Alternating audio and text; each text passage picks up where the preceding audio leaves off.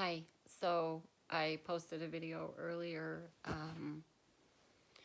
was in my closet. I was in my house coat. I'm still in my house coat, but it's only been a few hours, so it's okay to stay in your house coat on a depressed day.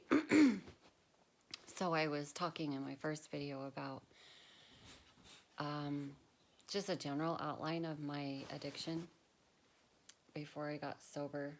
Uh, and I guess I could take you through a little more of that.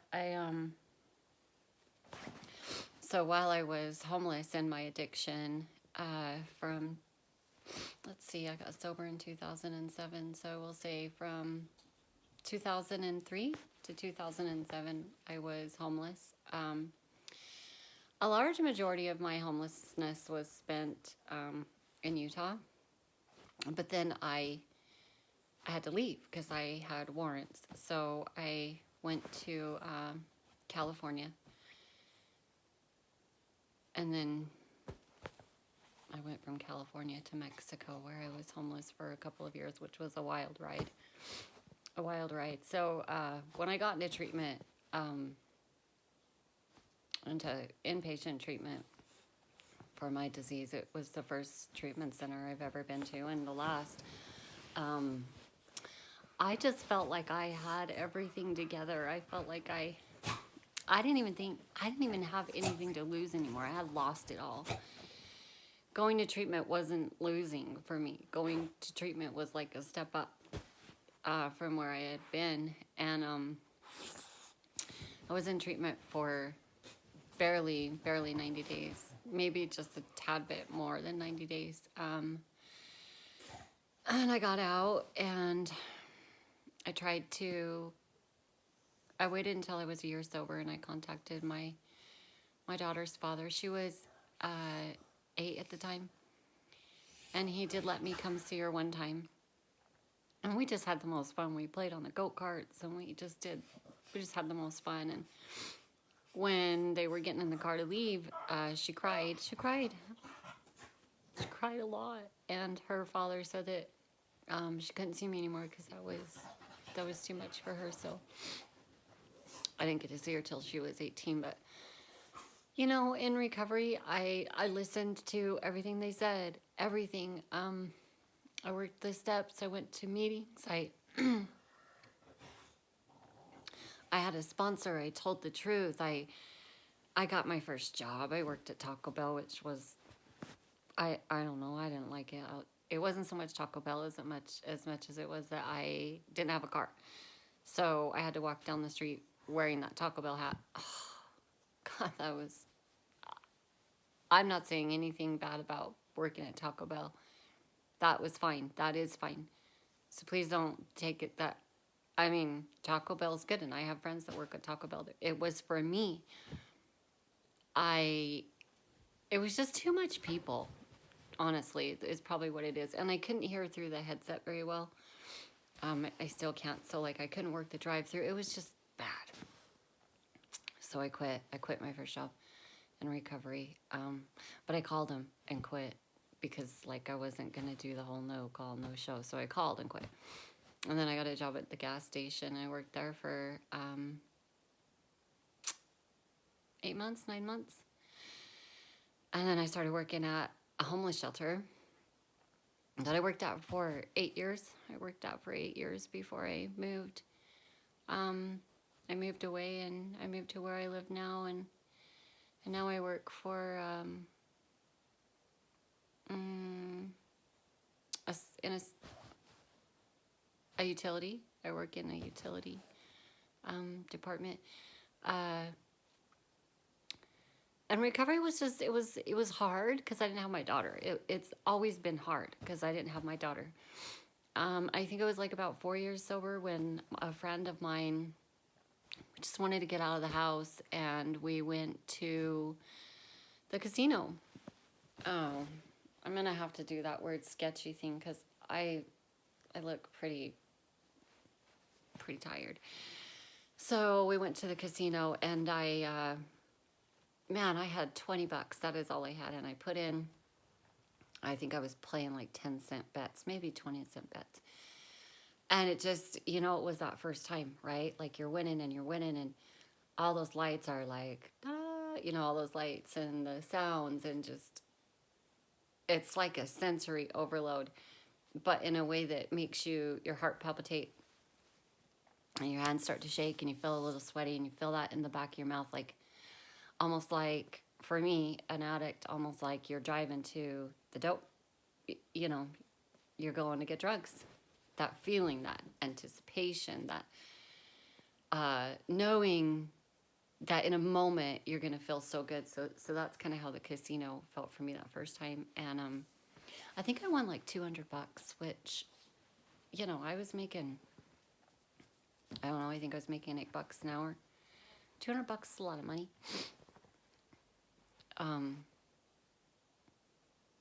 Well, and prior to that, I had went to a casino about 2 years prior with a person I was dating, and I don't know, I was betting that stupid seven machine and I won $600. So it kind of like had already got the bug in me. So the third time I went to the casino was with my same friend, and it was about 2 weekends later. And I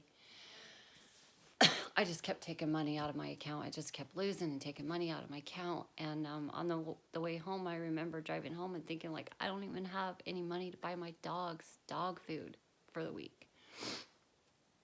I was going to have to go into my overdraft for a $20 bag of dog food. I was going to have to pay $40. And I remember thinking, like, oh my God, I can't believe I did this.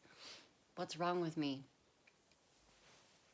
And for about a year and a half after that, friends would go to Mesquite, and I would go, no, I can't go. I'm a compulsive gambler. Like, I cannot go to Mesquite with you, or to Mesquite with you. And I would tell the whole dog food story, right? Like, and then my husband and I, that we're together, we've been together since 2011.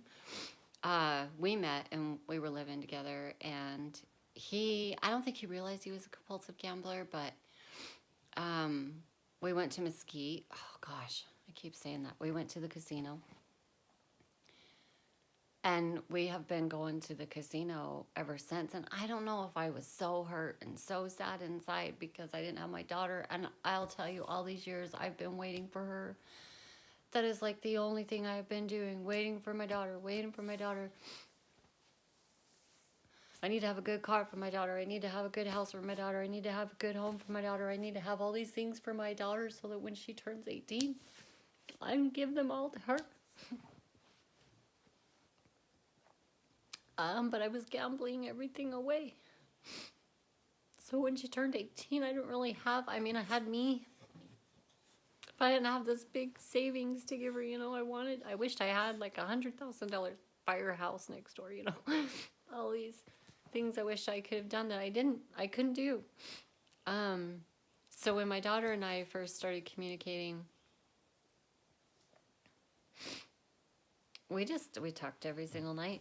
Every night, every day, we talked, emailed. Oh gosh, off the hook. Off the hook. My daughter told me all those things I wished I would have ever known, and she confided in me on a daily basis. She filled my heart with the one thing that I've been missing. And I went and I signed out of the casinos. I don't know, I guess I had felt like things were, I felt like my life was in place. And then you'll know from my previous video that my daughter was killed on December 1st, and I was shopping when my mom called and told me, and I was loading groceries in my car. And when she said, I need to tell you something, and I could hear it in her voice, like, I thought maybe something had happened to my grandma. Like, I knew. And she told me that my daughter had been killed, and I just remember I flipped out, obviously. I was laying on the ground, and I wasn't like screaming bloody murder, but I was definitely, this sound was incredibly crazy sound was coming out of me, and I was sobbing in a way I've never sobbed before. I mean, you should have just seen this. It was crazy. And some people at the Walmart, they took me home, and I laid there in my driveway after they dropped me off, and I was just laying there on the ground, and I was thinking, like, what do I do? How am I going to take my own life? Like, I started planning, like, what am I going to do? How am I going to kill myself? Because I don't want to be here anymore. She was everything. I'm sorry, I don't mean to make that tone of voice. And then I realized if I killed myself, I might not see her again. And I can't risk that. So then I thought, well, I was too tired to drive to the liquor store, frankly, because I've always had this chronic fatigue syndrome. So I was just too tired to drive to the liquor store, and too tired to put the energy into finding drugs and relapse. It's just like too tired. So that left me with me in a world where my daughter is dead.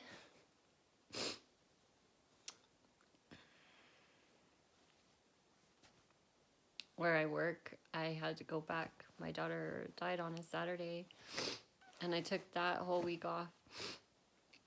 And then I had to go back to work that following Monday, and I guess I've always kind of resented that too, because my daughter died, and I was only able to take 5 days off, and I have a lot of sick time, but my boss just doesn't. I don't know. It's just I wouldn't even dare try to take. Well, that's not a lie, because I took a sick day today because I gambled last night, but I haven't been able to take like consecutive days off to deal with this whole grief of my daughter. So again, 3 hours later, I'm still sober. 3 hours from my previous video. 98 days since my daughter died, give or take. I don't count the days. I try not to count the days. When I see the calendar and it's like anything in December, I don't even remember December. Sometimes at work, I look back on dates and I see dates in January, and I don't even remember January. I think I started, and I do kind of remember February, but I don't remember anything before that. I was pretty, I don't know, I guess it was like The Walking Dead. But right after my daughter died, maybe like, my husband took me to Las Vegas on December 20th. We had to pick up his mom, and that's when I started gambling again. And I've pretty much been gambling every weekend since that. And I don't make a lot of money. Like, I barely make enough money to pay my house payment, my car payment, and feed this dog right here. If you see her, she's such a chunky monkey. And I have a little French bulldog down on the floor, and they eat. So I barely have the money to manage just these little household things. And so I've been taking money off the credit card to gamble.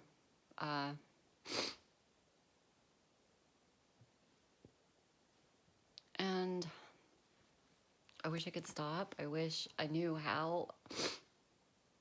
I'm super scared to go to work tomorrow because I called in sick today. Like, I'm scared. My heart is sick, scared. Ugh. Really sick, scared.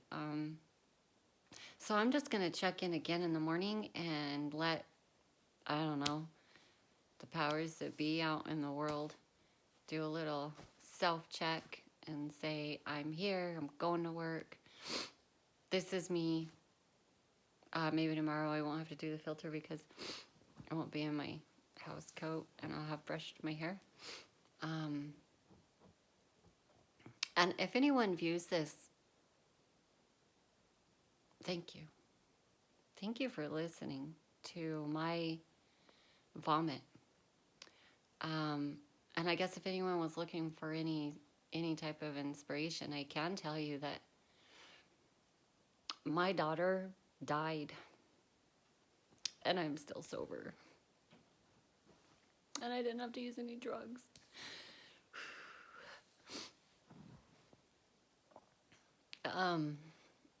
And my second, another thing I will tell you is that if you're a compulsive gambler, self-excluding from casinos does actually help. If it's casinos that are around you and like your easiest to go to, you know, your quickest one, if you self-exclude from those, it really cuts down on. And that's what I had done. I had self-excluded, and then my daughter was killed in a car accident. She was by herself. And she didn't see that the traffic light was red. And so she went through the light and she was hit by a big truck. She died on impact. And that's kind of when, like, self-exclusion or not, I mean, I can drive further and gamble. I don't know. Gambling doesn't make me feel good. It makes me feel worse. It makes me feel worse. It has made me feel worse for years, but now in particular. But in that moment, when I'm just losing everything I have and I'm pushing that stupid button, $5, $10 bets, in that moment, my head's saying, we don't care, we don't care, we don't care. I don't want to say her name, our baby is gone. The only thing that's ever mattered is gone.